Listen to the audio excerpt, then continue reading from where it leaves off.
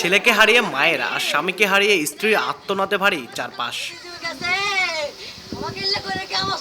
স্বজনরা জানান, বুধবার মধ্যরাতে প্রতিবেশী কৃষক সিয়াম পাওনা টাকা দেওয়ার কথা বলে ডেকে নেয় রাসেলকে। এরপর বাড়ির পাশের খোলা মাঠে নিয়ে ছুরি দিয়ে বুক ও পিঠে আঘাত করে সিয়াম। প্রাণ বাঁচাতে দৌড়ে বাড়িতে গিয়ে লুটিয়ে পড়েন রাসেল।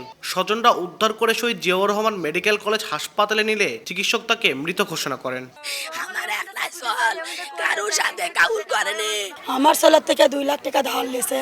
আমার ছেলে ডেকে লিয়েছে, টাকা দেওয়ার কথা কয়ে লিয়েছে। আমার ছেলে চাকু মারছে বাবা।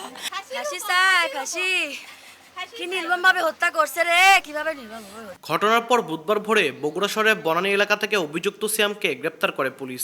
পরে সিয়ামের দেখানো স্থান থেকে বৃহস্পতিবার উদ্ধার করা হয় হত্যায় ব্যবহৃত ছুরি। পুলিশ বলছে, অনলাইনে একাধিক অ্যাপসে একসঙ্গে জুয়া খেলতেন নিহত রাসেল ও গ্রেপ্তার সিয়াম। সিয়ামের কাছ থেকে প্রায় 1 মাস আগে জুয়া খেলার পাওনা 22,000 টাকা দাবি করে তাকে চাপ দেন রাসেল। এ নিয়ে বিরোধের জেরে হত্যাকাণ্ড।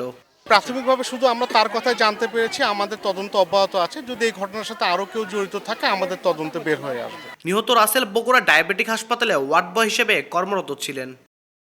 আব্দুল আউয়াল, সময় সংবাদ, বগুড়া।